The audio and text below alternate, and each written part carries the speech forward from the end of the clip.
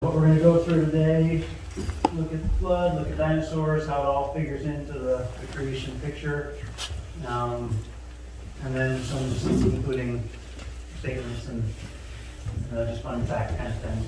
So, do want to start by going back to one question from last week that I did not answer very well. Joe, you asked about like carbon emissions, like carbon in the atmosphere and causing what they claim is causing global warming and stuff. Yeah, so I just kind of wanted to explain that without going into it, because I could do another 5 weeks on that. But I think what you were kind of asking about, Joe, is, so greenhouse gases are gases that get up in our atmosphere. They allow sunlight and radiation through our atmosphere, but then it gets trapped when it tries to reflect back out. So the idea is these gases, the radiation gets trapped in our atmosphere because these gases are built up, right? And so, the radiation comes in from the sun and then bounces and stays in our atmosphere. And in their hypothesis is warming up our planet. And those are, you hear carbon all the time associated with that. And that is some of the most common greenhouse gases. I mean, CO2, so carbon dioxide, looks like that. You've got methane. These are different fluorohydrocarbons. And you got one little lone guy out there that doesn't have carbon in it, the nitrous oxide. But the reason you hear carbon is because they call it carbon backbone. So if you notice, these molecules are all centered around carbons. So these are kind of give the best picture of what the carbon backbone, where it comes from. But even the methane is centered around carbon. Carbon dioxide is centered around carbon, so they call it carbon emissions. That's just the word they've got. And they use carbon footprint to describe how much of these things each of us or each group or whatever they're trying to measure is releasing. That's your carbon footprint. So that's what kind of referring to. The debate around this is, down here, whether we are generating enough of these greenhouse gases to cause the planet to warm up or not. That's the debate. One thing, without going into this, I would put into perspective for you. I didn't write down, I forgot the numbers, but if you look at the population of the planet, the entire population of every human being on the planet, and then if you look at the square footage of like Texas, if you put every human being on the planet into the state of Texas, everybody still get about 1,000 square feet to themselves. So, and Texas is about 1/1000th, because it's about 0.1% of the surface area of the planet. So you can fit every human being into 1/1000th of the planet, and every human being will still have 1,000 square feet. I contest that the planet can filter some of that. So that's real simplified. Like I say, if I wanted to explain that, I could go another 5 weeks. I don't want to do that to you guys. But we were talking about with carbon dating, it's just the individual atom of carbon. So it may be fixed in something like this, but what we're measuring is just individual atoms. So it was kind of a different story, different thing. But when they talk about whether humans cause global warming or climate change or not, what they're talking about is gases like these that are byproducts of a lot of our manufacturing. They're byproducts of us, right? If you breathe out CO2, don't want to talk about where methane might come from. But a lot of our manufacturing, a lot of our automobiles, our airplanes, they emit stuff like this. So yes, we are doing things that's generating greenhouse gases that would not otherwise be generated. No one ever talks about how the biomass, so the plant life on the planet goes up and down too, and it's typically in parallel to what we see in these, like especially CO2 emissions. As those go up, you usually see biomass of plant life go up too on the planet. But people want to talk about that. They talk about rainforest being cut down, because they say that's all of our source of oxygen on the planet, and that's just not accurate. So I'm going to stop there and not go into this too much, just because, like I said, we could go on forever. But that's a question for another time. I just threw this in here so you can see it a bit bigger. Let's see, there's where you get the term carbon backbone. It kind of looks like a backbone with all these other molecular atoms around it. So that's why they use the words like carbon footprint, carbon emissions, because most of these molecules they're worried about, these gases they're worried about, are centered around carbon.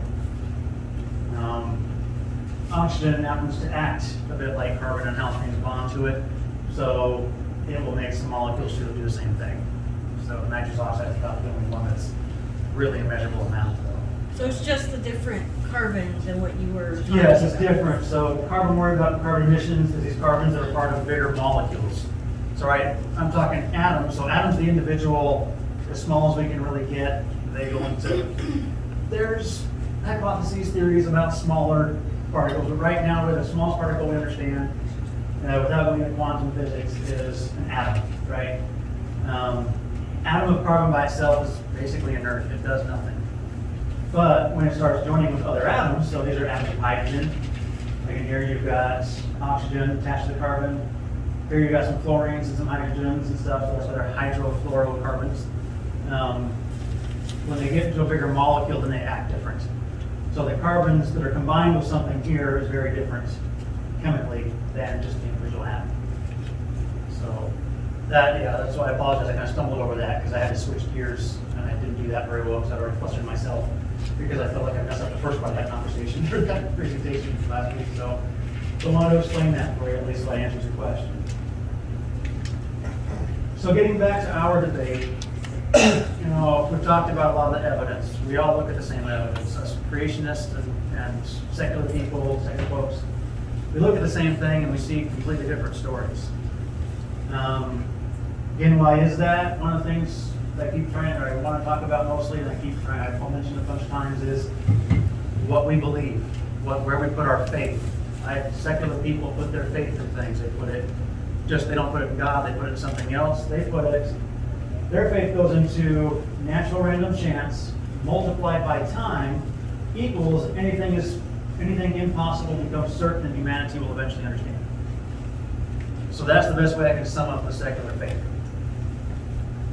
It's all going to be by random chance. Everything has to occur by random chance. But if you factor in time, and we're talking about billions of years, then remember our quote by Wald, where he said, the impossible, with enough time, impossible becomes possible, impossible becomes probable, the probable becomes certain.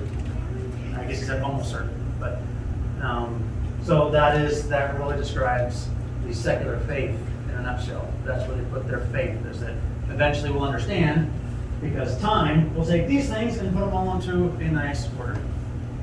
Because time is the hero of the plot. Creationists, we choose to put our faith in God, and we think that all the evidence we see looks like the creation story the Bible says. The evidence that the secular people see, even though the same evidence they say it's of course this. Now, there's one critical event I want to go into that really, a lot of them will say, no, you can't. Biblical creation is way off. None of it makes sense by what we see. There is one critical biblical historical event that naturalists can't accept, so the secular naturalists can't accept, even though it does explain pretty much everything we see. That is a great flood. So what we know is, in Genesis 6, the Lord saw how great the wickedness of the human race had become on the earth, and that every inclination of the thoughts of the human heart was only evil all the time. The Lord regretted that He had made human beings on the earth, and His heart was deeply troubled. So the Lord said, I will wipe from the face of the earth the human race I have created, and with them the animals, the birds, and the creatures that move along the ground. For I regret that I have made them. But Noah found favor in his eyes, and we could go on. We're still happy Noah found favor, right? But a flood, what does that mean for us? So the secular folks like to tell you it's a really beautiful literary work of fantasy. But it just can't happen. So is it a work of fantasy, or is it just the best explanation for the evidence that we see? Reality is that everything that we see in the geological and fossil record is exactly what we'd expect to see if there was a worldwide flood between 4,000 and 5,000 years ago. Secular people, they know this, the naturalists, but the thing is, they just think this flood's still imaginary. So they've made up their own imaginary explanations. They've come up with several ice ages built into their old Earth model. I don't know if you guys remember that. I kind of flashed over it fast. We all hear about the Great Ice Age from the dinosaurs, right? But their model actually has 4 different ice ages since the beginning of the Earth, 4.5 billion years ago. So, and they have to add those on because that's how they start saying, well, one ice age could not have done the catastrophic damage that we see. So there must have been this one and this one. So they piled them on to make sure that what we see in our geography today, our geology, that happened back in the Ice Ages. So when really the most reasonable explanation, we'll talk about this more, but water runoff damage, or really erosion would be a better word than damage. Water runoff is really very much responsible for what we see today. So what would it look like as the floodwaters rise? Has anybody seen the movie 2012? Came out a while ago. It's a Hollywood production. Premise is weird, it's a funny story, but one thing I thought they did well was really paint a picture of what a worldwide flood might look like. I don't know if they intended to do it, but to have a worldwide flood, you're talking about things like numerous highly destructive worldwide earthquakes, volcanic eruptions, because tectonic plates have got to shift and rise and fall. You've got to have mountains dropping down. You've got to have ocean basins coming up. When you do that, tectonic plates are going to move all over the place. You're going to have eruptions everywhere, and it's just going to be massive. It's almost unimaginable. I would just mean what it would take, what it would look like anyway, for that to happen. Things that would happen during that. You have rapid petrification from heat and pressure. So petrification would happen because things are getting buried or also getting buried in water and all kinds of pressure. There's also heat all throughout the ground because all the volcanic activity, all the geothermal activity going on. But the big one is, which is what I kind of messed up for you guys last week, silica permeation petrification. So what they decided for that type of petrification, which they know they can petrify a tree in 7 years, is you've got to have water movement running silica through that tree material, right? Or biological material, if it really is more accurate. In this, you have all kinds of water movement, you have all kinds of geothermal volcanic activity. You have the recipes for massive deposits of the silica, massive deposits of these petrified forests, basically. So the flood makes the recipe for the petrified forest. Yeah, so rapidly rising floodwaters, catastrophic erosion. This thing will be drawing up all kinds of dirt and soil and rock and everything into the water column. And you already, even while the water's coming up, you have, because of land masses moving, falling, you're going to have lots of dead things being crushed and buried instantaneously. So, and fossil records show evidence of instant death. You see, we'll talk about in a minute, I have some pictures of animals that have large, long necks. Their fossils have their necks kinked back almost all the time. That's a symptom of asphyxiation or drowning. And then we also see animals, one animal will be eating another one. And they got buried hit that fast that the animal they're eating is still in their mouth. So, and then, was it 10 months, a year later, I think about 10 months, right, when the floodwater started to recede? About a year, okay.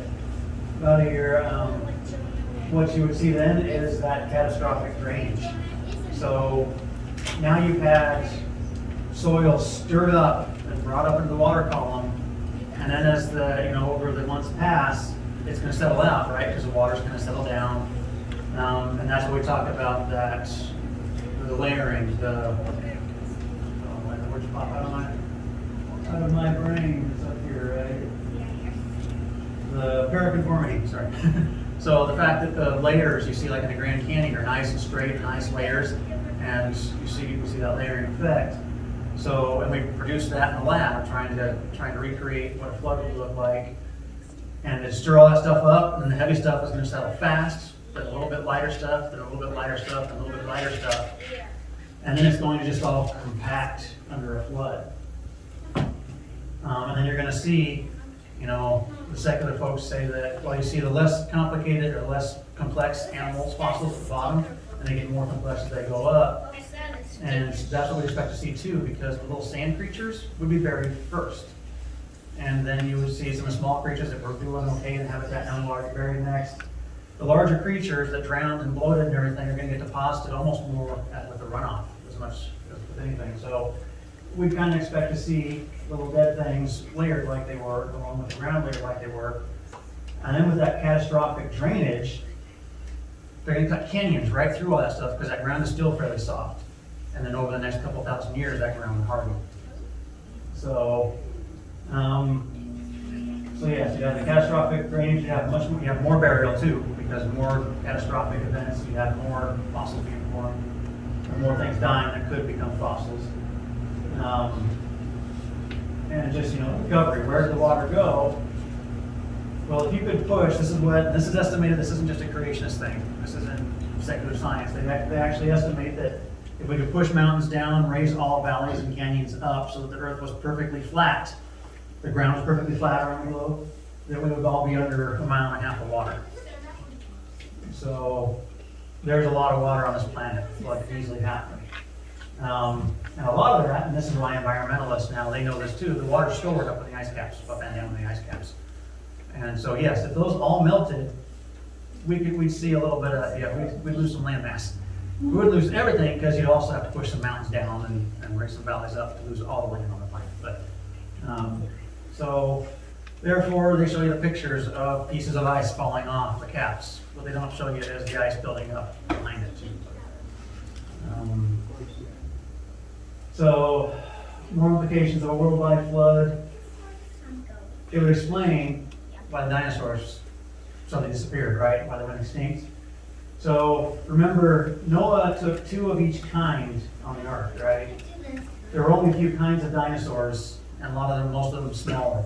Everybody knows the big ones, the brontosauruses, the tyrannosaurs, but there were a lot of small dinosaurs, but they all fit into only a certain number of kinds, number one. Number two, when they got off the ark, remember, human life changed significantly. What happened? We don't live near as long after the flood, right? So, stands to reason, same thing for animals. There's all kinds of explanations how you could have dinosaurs on the ark. And yet, they go extinct, and to me what that serves as is, if they still disappeared during the flood, they may have, we still see lizards that probably would have been called dinosaurs back in this, or we can call them that, but it kind of serves as a reminder for Christians of God's judgment on the earth back then. So, dinosaurs are gone. Or still here, just not as big. But, and we were talking about this, you see rapid deposition of rock layers with different densities, with smaller stuff ending up on the bottom, getting more complex as they go up. And it's kind of interesting, threw this in here, that book, the Censored Science that I've been talking about, there's still a few copies back there. There's a whole story in it about the Red Record. So where it talks about the Delaware Indians, one of the more older Indian tribes that we know that were in our area in the Americas. And they actually tell the story of a great flood. Now their story is the Great Spirit caused a great flood, the Great Spirit gave them a boat to survive, and they tell about their trek from, where, area of where the ark would have landed, we think, and their trek over here to the Americas. And it's just kind of cool because it's not exactly right, it doesn't match exactly what we do, but the basics are there, almost like they could have been when God separated us, the Tower of Babel. This could have been one of the groups that came this direction. So there's corroborating evidence. Is the main point to that. More implications or just facts, they estimate that Noah would have needed about 16,000 pairs. So kinds on the ark. What we need to remember when you think about they never put that many animals on the ark, the vast majority of them are like insect size or rodent size. That would be vast majority of those animals. Or kinds anyway.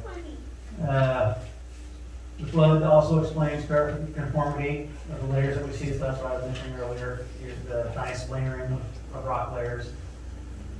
And, it explains the rapid burial and or silica permeation needed to have as many fossils we have today. If you talk about fossils, if you ask the secular people what it takes to get a fossil, they're going to tell you, well, a rapid burial, so a mudslide is their number one go-to.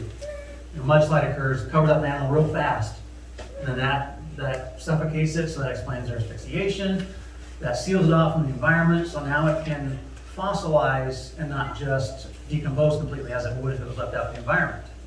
So you have to have a mudslide basically to have fossilization.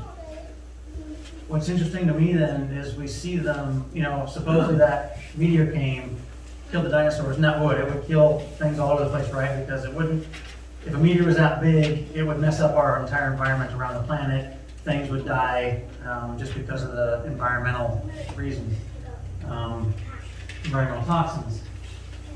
But they wouldn't all be buried like this. We see fossils everywhere around the world. So it is not, if this was because of major catastrophic events and there was no flood, so the catastrophic events weren't worldwide, I can't imagine how we see as many fossils as we do. We might see some if they happen the way older science says it does, but really the sheer number that we see, it doesn't correlate. Another thing that's hard to explain is when you see fossils of fish up on top of a mountain. Salt Lake. Yeah, and most mountains they find them. They just some they talk about, some they don't.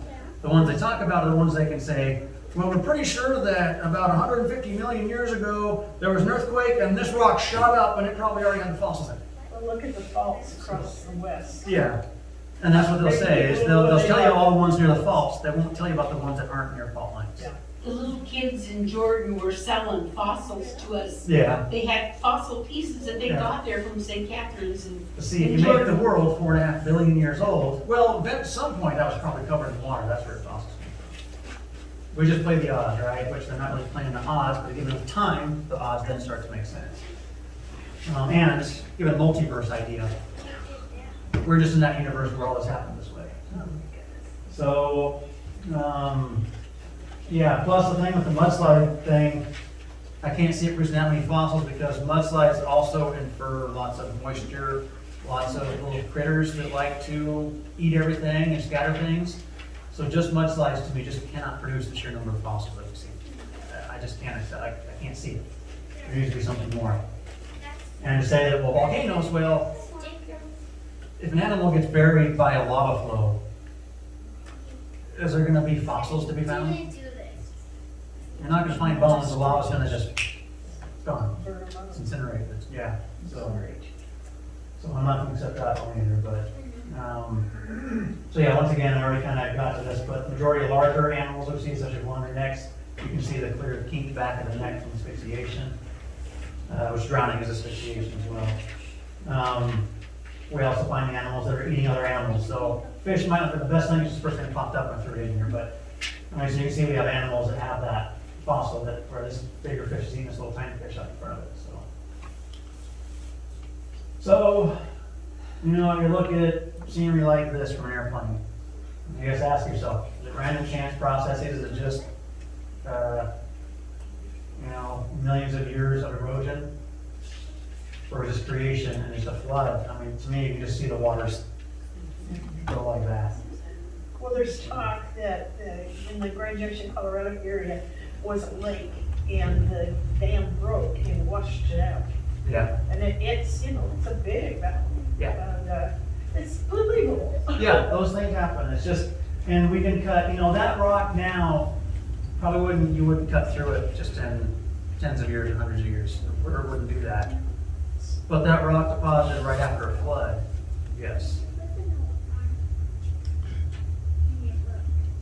So, moving on and getting back to dinosaurs kind of, this is one of the things that secular people like to use. Well, we know that dinosaurs were here 64 million years ago. That was when the last one died off. That proves your biblical history wrong, because one, dinosaurs aren't in the Bible. Two, we know that they died off of 64 million years ago, so that disproves your timeline. So dinosaurs are a problem for your biblical creation. Reality is, they're starting to provide some of the best factual evidence for young Earth, or at least that they were here very recently. So according to the secular model, again, they say dinosaurs, the last one died off about 62 million years ago. I've seen both of those. But turns out there's a lot of problems with that. One, we find unfossilized bone very frequently. It can't. 64 million years is either fossilized or it is decayed and gone. It's not still here. Two, we talked about, kind of talked about carbon dating last week. Again, I'm sorry if I was discombobulated, but carbon 14 we find in dinosaur bones. What do we talk about with carbon 14? We absolutely know that we cannot measure it. Best case scenario up to 60,000 years. Under best case, scenario. So if there is carbon-14 in dinosaur bones, which there is pretty much all the time, they cannot be 64 million years old or older. Absolutely cannot be. Little fun fact too, diamonds. Diamonds supposedly, or they need about 1 billion to 3.3 billion years to form. We find carbon-14 in diamonds. And that could go into a much bigger story too. They have explanations for that. And then the creationists have explanations why that doesn't work, and I'll go back and forth. But it's still, what we do know is the diamond doesn't preserve the carbon-14. The carbon-14 still breaks down. So they just have other reasons why they might find it. They can, now that's when the second people go into rapid formation. They don't want to talk about rapid formation with petrification, but they do want to talk about rapid formation when it comes to diamonds. So, also, I'm going to get more into this when we find deep traces of DNA and intact blood vessels in dinosaur bones. That can't last as long as the bone. So if the bone can't last this much time, there is no way the DNA and other soft tissues, proteins, and whatnot can last. Before we get back to that, also in that book that I had, there's a little story about, we find cave drawings. Find cave drawings that suggest people knew dinosaurs or around dinosaurs, right? And these cave drawings predate fossils that we started finding. So before we had a real concept of what a dinosaur was, these fossils were drawn before our modern scientific understanding of dinosaurs. So these cave drawings were done before most of what we know about dinosaurs. So Hell's Creek, I want to give you guys at least one example. I'm telling you all this stuff, I want to give you one example. And there's many if you go look for it online, but I want to talk about Hell's Creek Formation in Montana. It's one of the most fossil-rich lands in our country. This is where paleontologists kind of first discovered soft, stretchy bone marrow tissue in a Tyrannosaur femur bone. So now we've got a serious, serious problem. This is like someone coming to us and saying, I've got absolute evidence that Christ was not resurrected. You know what I mean? So this, to the secular model, is a serious problem. There's just no way this stuff lasts. And now that they know to look for it, they've gone back and looked at bones we already have in storage or dug up. Guess what they're finding? More soft tissue. So, and of course, they come up with their explanation for it. Nobody's buying it. I don't think most of they are, but what they're saying is asphyxiation, which we know happens either by the mudslide, they're suffocating, or by a flood and they're drowning. Asphyxiation leads to blood cell rupture. Yes, we know that. Blood cell rupture leads to iron leaching. Well, we have iron in our blood, so sure.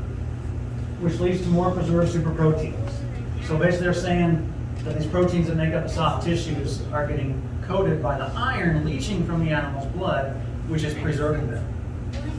Well, fortunately for us, we can recreate that in the lab. And we have been doing that. And what we're finding is we decrease the decay rate, so increase the lifespan of the material, increase the lifespan of these proteins by 0.1%. So let's say the protein can last 1,000 years. Now it's going to last 1,100 years.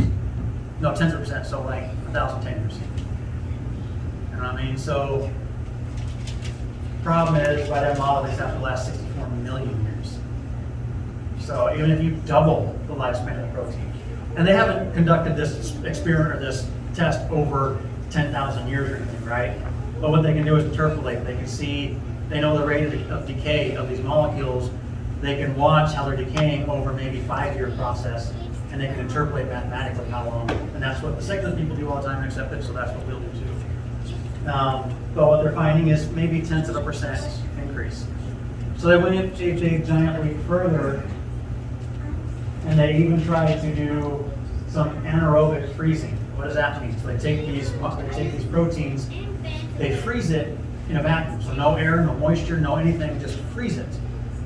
And now they've increased or decreased decay rates or increased lifespan by maybe 5 to 10%, I think is what the numbers are saying. So now maybe you'll last 1,200 years instead of 1,000. You're still not getting to where we need to for 64 million years. There's no reasonable explanation to find tissues after 64 million years. There's no way our best efforts to preserve it to not even register. they're not significant compared to what we need to keep that soft tissue protein around for 4 million years. So these dinosaurs that left these bones behind had to have been here within thousands of years ago. Otherwise, they could not find this stuff. So, well, but dinosaurs aren't in the Bible. I've never seen the word dinosaur once in the Bible, right? Well, you won't find it, and I've heard this argument before. People have made this argument, there are dinosaurs not in the Bible, there'd be a word for them. Well, no, dinosaurs not in the Bible because it's a very young word. It was coined in 1841 by Sir Richard Owen. This is the guy that started finding fossils and was coined the term dinosaurs for the fossils that he found, the bones that he found. So the word dinosaur, that concept wasn't around in biblical times. That's why it's not in the Bible. What do we see in the Bible, though? There's a couple of my favorite little scriptures. Genesis 1:24, and God said, "Let the earth bring forth creatures according to their kinds, livestock and creeping things, and beasts of the earth according to their kind." So we're going to build upon that. Remember that word, beasts. Job, I love Job. I don't know if I fully understand all the lessons that God gave in the book of Job, but a lot of things that God said in Job, I just love it because nobody could have known that back in Job's time, back in any kind of biblical time, so humans wouldn't know to write these things down. "Behold Behemoth, which I made as I made you. He eats grass like an ox. Behold his strength in his loins and his power in the muscles of his belly. He makes his tail stiff like a cedar. The sinews of his thighs are knit together. His bones are tubes of bronze. His limbs are like bars of iron. He is the first of the works of God. Let him who made him bring here his sword." So it's going to go on to explain other things, but it sounds a lot like a pretty big animal. Pretty big, pretty impressive, monstrous animals. Leviathan, so in Isaiah 27:1, "In that day the Lord with his hard and great and strong sword will punish Leviathan, the flaming serpent, Leviathan, the twisting serpent, and he will slay the dragon that is in the sea." Now I understand this is prophecy. This is talking about something that's going to happen, not has happened necessarily, but the point is they have a concept of water monsters, of dragons, whatever the word may have been. They had a concept of these massive, massive monstrous animals. They're in the Bible. They weren't perceived the way we perceive today now that we're seeing all these fossils and such.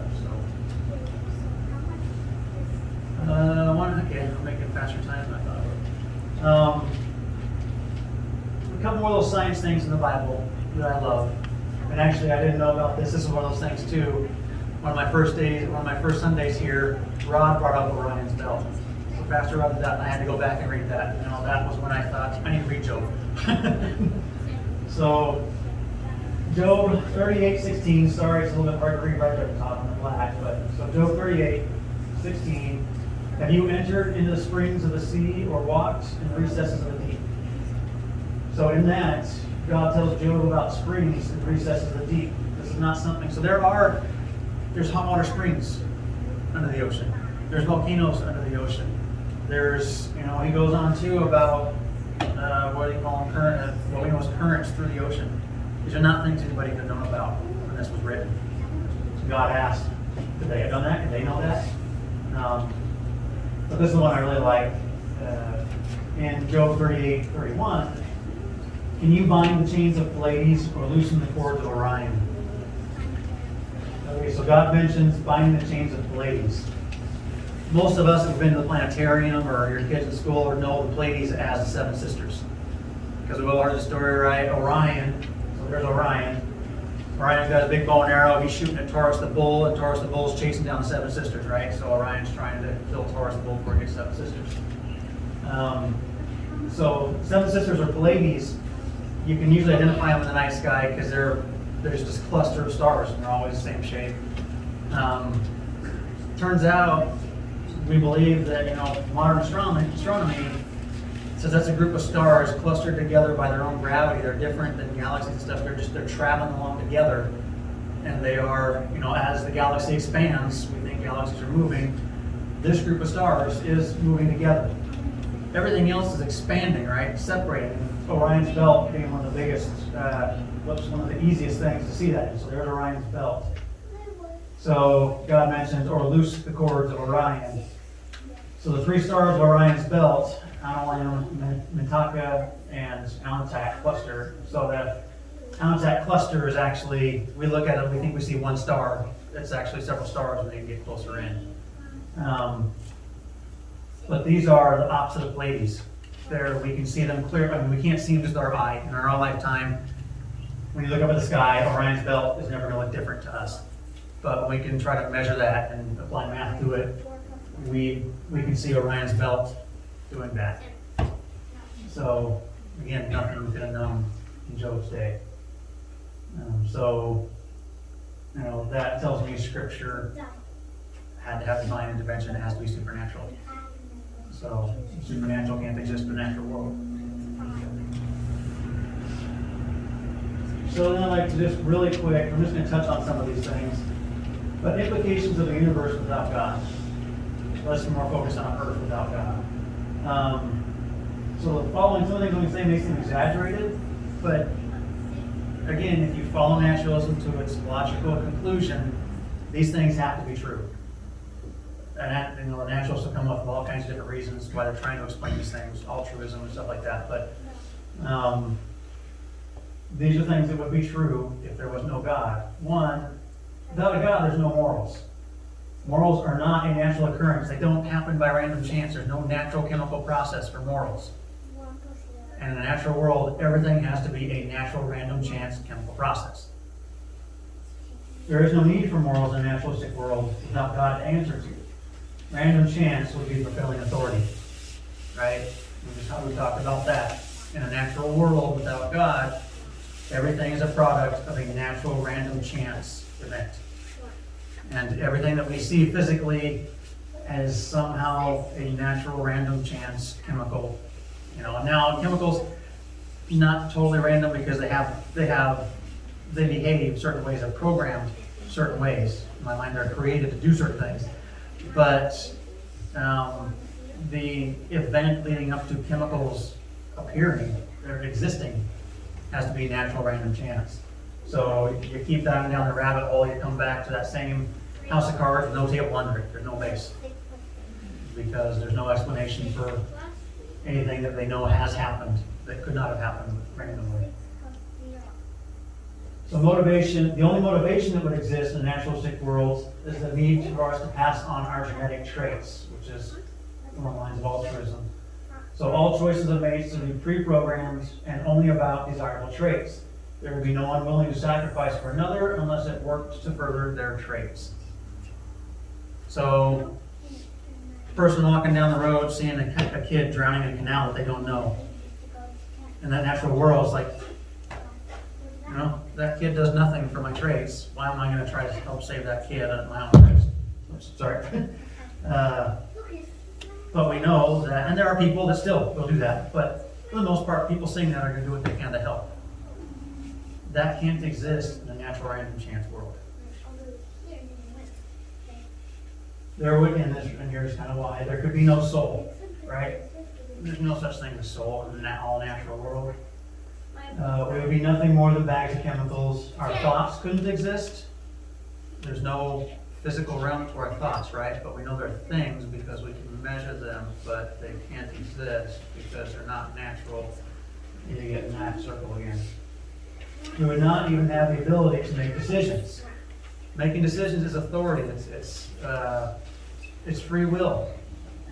You can't have that in the natural world because everything has to be a product of a natural chemical reaction. And yes, they can put electrodes on your brain or on your head. They can see, you're having that thought, and we can see these light up. Okay, well, why does that light up? Well, because you're having the thought. Well, where did the thought come from? Well, you can see it happening, but where did it come from? These things just can't exist. They can't be explained by chemistry or physics alone. So we would, we couldn't have our own decisions. Our actions would be nothing more than pre-programmed responses to stimuli. If any of you want this name to remember it, I know some of us know it, Ravi Zacharias. He was one of the best at the intellectual reasoning as to, just forget all the science that I've talked about. Just think about how we act, how we operate, how life itself operates. And his way of explaining how you just can't get that without supernatural existence. It's awesome to listen. He's awesome to listen to and to read. So, if any of you need that name, ask me. I'll give it to you. I know there's several people in the room. I think you know it. But, real quick, just one piece of evidence. Again, I didn't want to jump in too far. Most of us already have a good concept of this, and I didn't want to go on forever. But evidence for that Christ did walk this earth. That Christ was real. One just simple thing I think a lot of people don't talk about. So it's just our documentation. So the historical evidence for Jesus of Nazareth is both long established and widespread within a few decades of his lifetime. That's important. Within that generation is when these accounts come up, of when he would have lived. He's mentioned in Jewish and Roman, by Jewish and Roman historians, as well as dozens of Christian writings. Compare that with the example of King Arthur. Most of us accept, because of school, King Arthur was probably a real person. And those stories are real. Funny thing about King Arthur is the literature about him didn't pop up till about 400 or 500 years, or 300 or 400 years after he supposedly died. So we're trusting people that would not have even known King Arthur to tell us who King Arthur was, but yet we'll trust that just fine. But yet we don't want to trust the people, the literature that was written within Jesus' lifetime. We don't want to trust that. And for more about that, I would just say if you guys have not seen the movie or read the book, The Case for Christ, you need to. He doesn't go into a lot of detail on the evidence, but Lee Strobel's story for how he came to Christ, he'll point you in the directions you need to go if you want that physical documented evidence that Christ walked this earth. He touches on all the stories that if you just expand upon them, you'll understand. The movie and the book, he only had so much space, but you can dive into the things that he talked about a lot further and really find the evidence that Christ was real. And really the secular group, they don't deny that a man named Jesus Christ walked this earth. They don't deny that at all anymore. They accept it. Now, the miracles, the resurrection, they'll contest. They won't contest that Jesus Christ walked this earth, and most of them won't contest that he was crucified. Some still will, but most of them won't even contest crucifixion anymore. But, so they don't contest that Jesus was here, said who he was, all the things and that, but they will contest miracles, they will contest resurrection. Oh man, that's a great slide, that's hard to see. So, this whole time I've been telling you secular naturalism takes more faith than does Christianity. So I thought I'd just list some of the things that we talked about in this presentation, the faiths that secular naturalists have to accept. One, you'd have to accept something from nothing, the spontaneous combustion of the universe. As name's not coming to me, Stephen Hawking said, you have to accept that because there's a law such as gravity, a universe can spontaneously combust itself from nothing. Well, number one, no, gravity can't do that. Number two, when there's nothing, there is no gravity. So even if it could, it's not there to do it. Nothing is nothing. You have to accept the formation of stars before there were other stars. And what we talk about, they have about 4 or 5 different ideas of how stars could form. All of them require the death of a previous star. So where did the first star come from? And where did they populate? Because they went through that. Their own model says there's the bang, there's 100 million years of nothing, and then stars start turning on. Over the next 500 million years, we get millions of stars. So it doesn't add up. We also don't have a single documented evidence of a star forming. We've seen where we think stars have died. We have not seen evidence where we think a new star actually formed. So, you have to have faith that the formation of planets from planetesimals, and we talked about that, how they think they formed by just rocks colliding and getting bigger and bigger. Laws of physics pretty much says, no, that's not what's going to happen. You have to have faith that all the building blocks of life could exist within a mud puddle, and that lightning strike or some such event could spark them into life. They could spontaneously combust or spontaneously combust into life. And we talked about the odds of that the science behind that, and that just being not possible. So these are all require supernatural intervention for these things to happen. You have to have faith that random chance mutation could actually result in convergent evolution or just evolution period. I kind of took the convergent evolution stuff out here because I didn't want to have to take the time for it. But these are just evolution period. We talked about why mutations to your genome are not going to result in something positive and creating new kinds that are better than you, which is not going to happen. It works the other way. It works the other way. Mutations are bad. Yes. They can be neutral as long as your telomeres in your body can absorb them. But the moment your telomeres in your body have no way to fight them, they are bad. They result in genetic diseases. There is no documented evidence of mutation being beneficial outside of, we know that some bacteria and viruses can mutate, right? But even those are random, one. So it's not like the virus sees, oh, I don't like this medication, I'm gonna mutate to be better and not let this medication kill me. No, it's because they just mutate so fast. But what you also don't really talk about is how many of those viruses just die or don't work? How many of those mutations don't take? How many viruses do not replicate because mutations screwed them up? They did not take. So, but they can't hardly replicate without mutation. So that's why you get 18 trillion mutations. One of them is going to have the resistance to some drug. I mean, the other things about the drugs we can use, remember, the drugs that we use to treat things, one, we can't kill viruses with drugs because the things that kill viruses are going to kill us. You have to remember that about drugs. We can't just drink something that's going to kill all viruses and bacteria because it's going to kill us too. So anything that we use to fight these things has to be safe for us. And that means it has to be pretty benign. Yeah. Food would need to die. Yes, and a lot of things, so that's the thing too. You put these drugs in you to cure these things, they have to be potent enough to kill what you're trying to kill, benign enough that it doesn't harm you, and your body is going to see that and go, oh, I gotta get that out of here. And so, our bodies actually try to flush out stuff that's not supposed to be here. So you gotta get through all those things. We just can't take potent medications, that's why we can't kill viruses.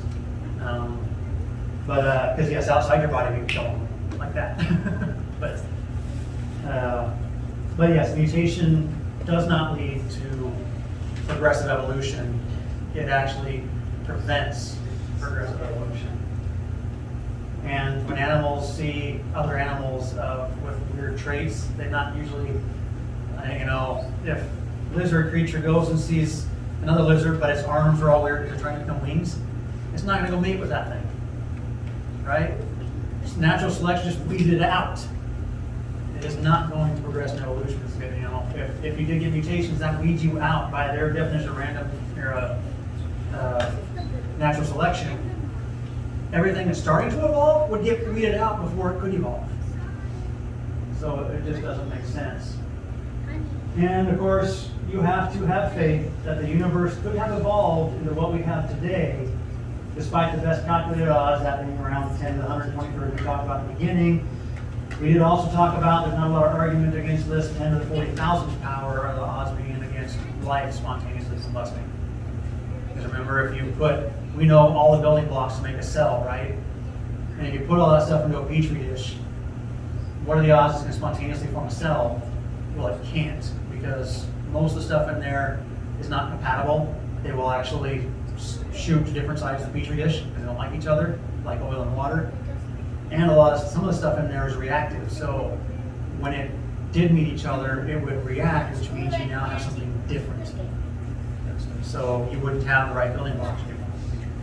So they even talked about what if we did that once every second for the first 500 million years of Earth, which is where they say life started, was 500 million years after Earth formed, they say life started. And if you tried to put all that stuff in a petri dish every second for that 500 million years, you can't even significantly decrease that number, which is doing math. Because it becomes like, what was it, like 10 to the 39,986, I think is what the number was. So that's not a significant change. It just can't happen without supernatural involvement. For us, the faith that we need, it's pretty simple. The secularists would say, that's convenient, But it is what it is. It's reality. We have to have faith that God created things. And God has a reason. So, I think we're you're out of time. The rest of it's not really that big a deal, it's more recap of stuff that we've already talked about, so. My conclusion is just that it does take more faith, at least as much or more. It takes different faith to be a secular naturalist, to be an atheist. Just different type of faith. You put our faith in an almighty creator, God. They put their faith in humanity will someday understand, because natural processes multiplied by time will make everything certain. Not just possible, but it'll happen. Like I said, the chair one day, if we leave it for a couple billion years, since sprout wings and fly out of the building. Because that's impossible, but with time, it's certain. And because the multiverse, at least some universe, that's going to happen. But if everything with time that's impossible becomes certain, isn't every multiverse going to end up the same? I don't know. And if everything that's impossible is certain with time, at what point do secular people have to say, well, that means God is certain? Because God's impossible, but without time, at what point is God certain? And you got to follow their logic. You can argue with a naturalist. You just have to follow their logic back to that basis. Like the kid that annoys you by asking why. Well, why? Well, because this. Well, why? Well, because that. Well, why? You have to do that usually at most 4 to 5 times before the naturalist goes, because it has to.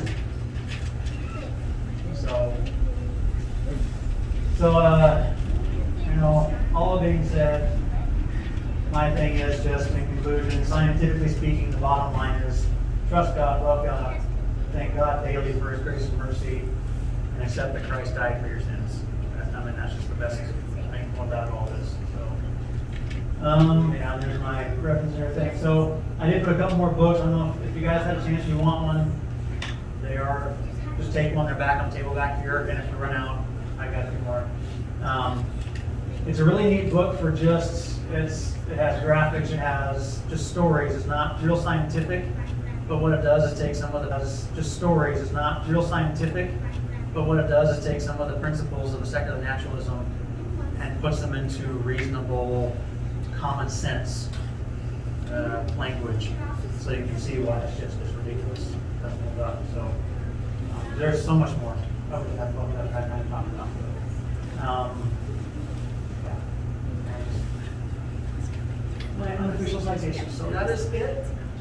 No longer bore you guys every Sunday. I was going to put a sheet of paper back there by the books too. That just has, it's in my bags, and put it out there. If you guys are interested at all, or for your kids, or for grandkids, or anybody in school, it has a couple of YouTube addresses, or a couple of YouTube videos, a couple of website addresses of one of my personal, a guy that I really like to follow, Spike Psaris. He really does a good job of putting all this in perspective, and the creation website and whatnot. His website's Creation Astronomy, because he was a NASA, basically rocket scientist. He was in the military space program, and he grew up atheist. He had a colleague challenge him to prove God doesn't exist, and then he became a creationist, and then a Christian. So it's really interesting to hear him talk, because he really has, my science knowledge is pales to Spike Psaris, so he's fun to watch and listen to. And then I had set up a little email address for some people, and I give it to the Iwanis kids, and I give it to some others. If you guys ever have questions or want to get a hold of me, if you have kids, grandkids, yourselves that are questioning your faith, questioning creation, questioning God, because of the natural stuff that school is giving them, I love an opportunity to present an argument on your side. I hope you guys have to do that. So there'll also be I have an email address set up for that. I have fun talking about this, and I feel like this is what God has asked me to do, because while I was sitting there thinking I knew, sitting right back there thinking I knew that Rod was way off base, and I knew differently, I feel like God kind of said, oh yeah, okay, well you want science? Here. What about this? What about this? What about this? What about this? I didn't have to work to get any of this stuff. It was almost shoved on me. And so if I can help with an argument, I love to help with an argument. So don't let the naturalist steals science from you. Science supports what we know. It doesn't support a natural random chance. It just doesn't, so. Anyway, I will stop bleeding and